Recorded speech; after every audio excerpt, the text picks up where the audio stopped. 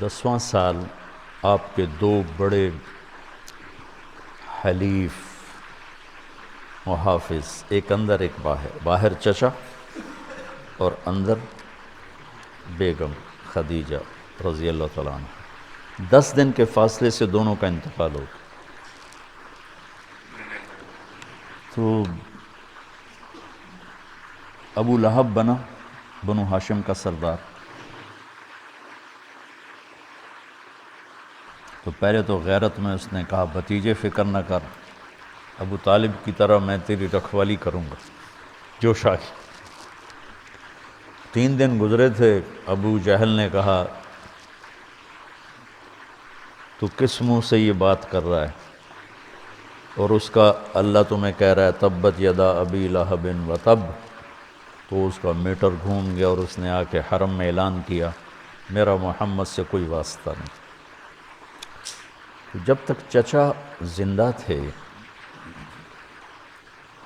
زبانی تکلیف تو تھی، ہاتھ کسی نے نہیں اٹھایا تھا، لیکن چچا کے انتقال کے بعد ہاتھ اٹھنے لگے، پتھر پڑنے لگے۔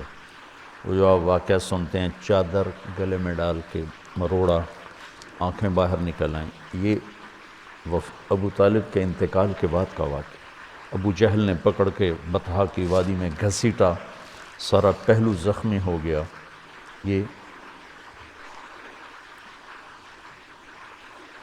اس کے بعد کے واقعات۔ آپ مینا میں جاتے تھے، حجاج میں دعوت دیتے تھے، تو یہ اس کے بعد واقعات ہوئے، کوئی پتھر مار رہا ہے، کوئی تھپڑ مار رہا ہے، کوئی منہ پہ تھوک رہا ہے۔ آپ دعوت دیتے دیتے دیتے سورج سر پہ آ جاتا تھا، اور اختتام کیسے ہوتا تھا؟ کوئی منہ پہ تھوکتا، کوئی گالی دیتا، کوئی تھپڑ مارتا، کوئی دھکا دیتا۔ یہ سب چچا کے انتقال کے بعد۔ تو پھر آپ کو خیال ہوا کہ ہجرت کروں، تو آپ طائف گئے۔ طائف میں جو ہوا وہ آپ کو معلوم، کہ 4 سال پہلے میں عین اس جگہ پہ پہنچا جہاں آپ کو پتھر پڑے۔ وہ پرانا طائف ہے، ایک رہبر لے گیا، پھر جہاں جا کے آپ کو زید بن ارقم نے، زید بن حارثہ نے لٹایا، وہ جگہ وہاں ترکوں نے مسجد بنا دی ہے چھوٹی سی، جہاں وہ باغ تھا وہاں چھوٹا سا محلہ ہے وہ سارا۔ تو بہت تکلیف کے ساتھ واپس آئے، اتنا خوف چھا گیا کہ آپ مکے میں انٹر نہیں ہو سکے۔ تو آپ نے سہیل ابن عمرو کو پیغام بھیجا مجھے پناہ دو، میں مکے میں آنا چاہتا ہوں، تو اس نے انکار کر دیا۔ پھر آپ نے صفوان بن امیہ کو پیغام بھیجا کہ مجھے پناہ دو، انکار کر دیا۔ پھر آپ نے اخنس بن شریک کو پیغام بھیجا، اس نے بھی انکار کر دیا۔ پھر آپ نے مطعم بن عدی کو پیغام بھیجا، تو وہ اپنے بچوں کو لے کر آیا۔ تو اس کا قبیلہ بھی مضبوط تھا، تو اس مسلح تلواروں کے سائے میں لے کر حرم میں انٹر ہوا، کہا کہ میں آج کے بعد محمد بن عبداللہ میری پناہ میں ہے صلی اللہ علیہ وسلم۔ تو ابو جہل نے کہا کہ یہ جو تم پناہ دے رہے ہو اس کا کلمہ پڑھ کے یا اپنی سرداری کی بنیاد پر؟ کہا نہیں، میں اس کا کلمہ نہیں پڑھتا ہوں، میں اپنی سرداری پر کہتا ہوں۔ کہا ٹھیک، قد اجزنا، کہا ٹھیک۔ پھر کچھ آپ کو امن ہوا،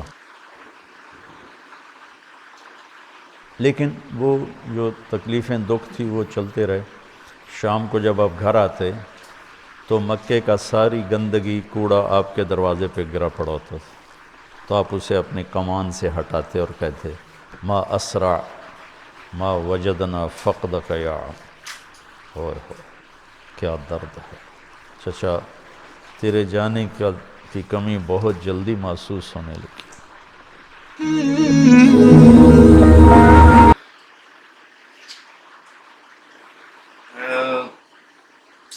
سفر کا مہینہ شروع تو ہو چکا ہے اور دیدی جو ہے نا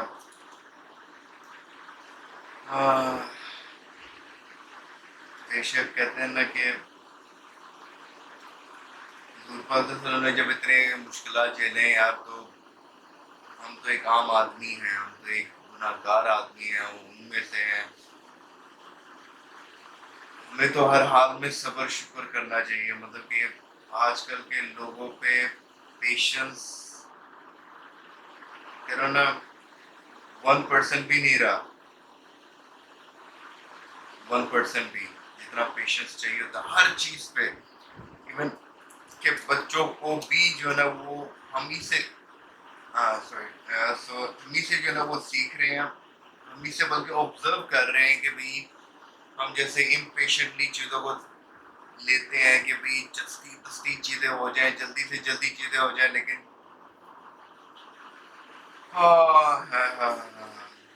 ویل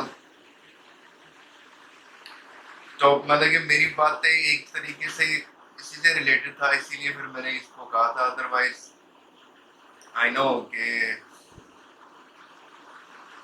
آئی ایم اسپیچلیس لٹرلی. کچھ چیزیں بندے کو سچ میں بہت اسپیچلیس کر دیتا ہے. ویسا ہی سچویشن ہوا پڑا ہوا ہے کافی دفعہ یار. مولانا طارق جمیل صاحب کا بیان سن کے نا کافی دفعہ اسپیچلیس بندہ ہو جاتا ہے، کافی دفعہ جو ہے نا. اسی لیے